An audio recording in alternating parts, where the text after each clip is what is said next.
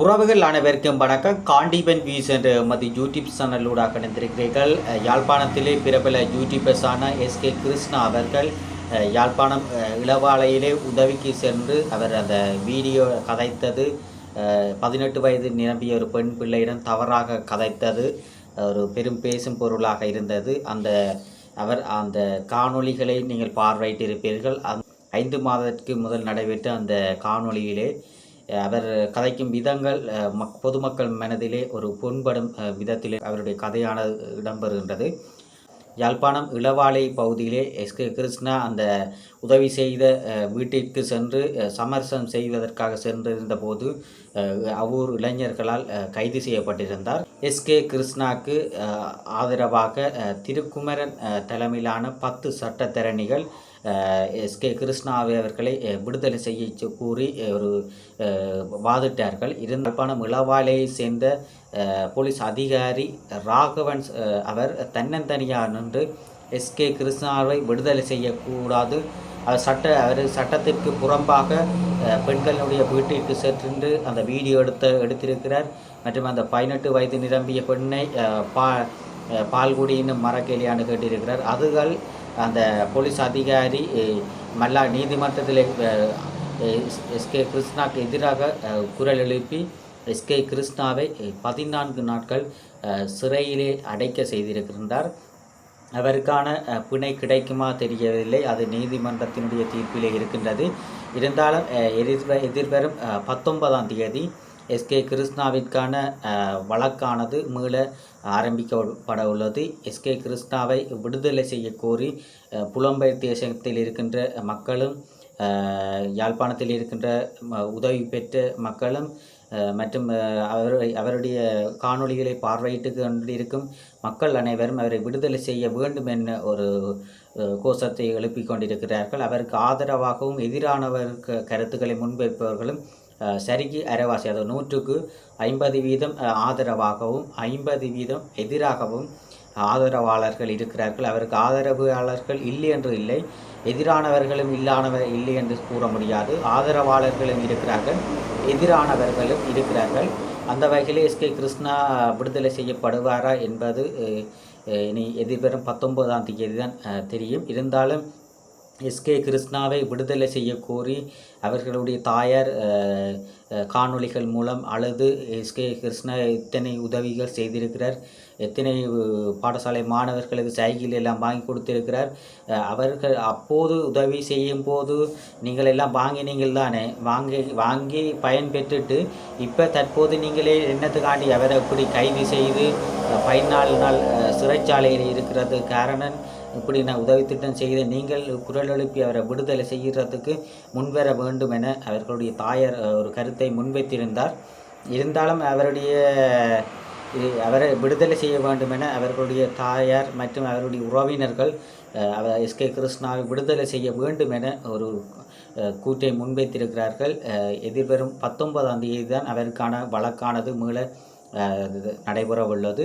இருந்தாலும் திருக்குமரன் தலைமையிலான அவர்களுடைய அணிகள் 10 பேரும் எதிர்வரும் 19ஆம் தேதி நடைபெறவுள்ள எஸ்கே கிருஷ்ணாவினுடைய வழக்கிற்கு தாங்கள் ஆயராகி முன்னிலையாகி வாதிட வரமாட்டோம் என்ற ஒரு கூற்றை முன்வைத்திருக்கிறார்கள். தமக்கான நாங்கள் அவருக்கு ஆதரவாக இல்லை, நாங்கள் ஆதரவாக இனிமேல் செயற்பட மாட்டோம் என ஒரு கூற்றை முன்வைத்திருக்கிறார்கள். இருந்தாலும் எஸ்கே கிருஷ்ணாவுக்கு ஆதரவாக யார் யார் இருக்கிறார்களோ தெரியவில்லை, யார் முன்வந்து அந்த எஸ்கே கிருஷ்ணாவை விடுதலை செய்ய கோரி வாதிடுகிறார்களோ தெரியவில்லை. எதிர்வரும் 19ஆம் தேதி தான் அவருக்கான 19/3/2025 தேதி அவருக்கான வழக்கானது மீள ஆரம்பிக்கப்பட உள்ளது. பார்வையிடுமோ எஸ்கே கிருஷ்ணா விடுதலை செய்யப்படுவாரா, இல்லை சட்டத்திற்கு முரணாக செயற்பட்டு அவர் தண்டனை பெறுவாரா என எதிர்வரும் 19ஆம் தேதி தான் அவருடைய தீர்ப்பிலே, நீதிமன்ற தீர்ப்பிலே தான் நாங்கள் காண முடியும். அதைவிட கிருஷ்ணா மற்றும் 4 பேருக்கு இளவாலை போலீசாரின் மேலதிக விசாரணைகள் முடியும் வரை அவருக்கான மோசன் போட்டாலும் பிணை கிடைக்க மாட்டதென ஒரு கூற்றை முன்வைத்திருக்கிறார்கள். மோசன் போட்டு சிலது வேலைக்கு எடுக்கலாம், அப்படி எடுக்கவும் மோசம் போட்டாலும் அவருடைய வழக்கு மேலதிக விசாரணைக்கு எடுத்துக்கொள்ளப்பட மாட்டாது என இளவாலை போலீசார் தெரிவித்திருக்கிறார்கள். இந்த குற்றத்துக்கு சுமத்தப்படும் தண்டனைகள் குற்றத்தின் தன்மைகள் மற்றும் பொருளாதார அளவினை பொறுத்து தான் மாறுபடும். பொதுவாக இவ்வாறான குற்றங்களுக்கு சிறை தண்டனை அல்லது அபராதம் அல்லது இரண்டுமே வழங்கப்படுவதற்கான சந்தர்ப்பம் கிடைக்கின்றது. மேலும் குற்றச்சாட்டின் முக்கியத்துவத்தை பொறுத்து சொத்து அரசால் குற்றவாளியினுடைய சொத்துகள் பறிமுதல் செய்யப்படுவதற்கான வாய்ப்பும் உள்ளது. இவ்வாறான குற்றச்சாட்டுகள் தொடர்பிலான விசாரணை நீதிமன்ற செயல்முறைகள் மூலம் இந்த விசாரணைகள் நடைபெறக்கூடும். அதுவும் இந்த விசாரணைகள் தொடர்ச்சியாக நீடிக்கக்கூடும். எஸ்கே கிருஷ்ணாவிற்கான வெளிநாட்டு பயணங்கள் எல்லாம் நிரந்தரமாக தடை செய்யப்படும், இல்லாட்டி தற்காலிகமாவது.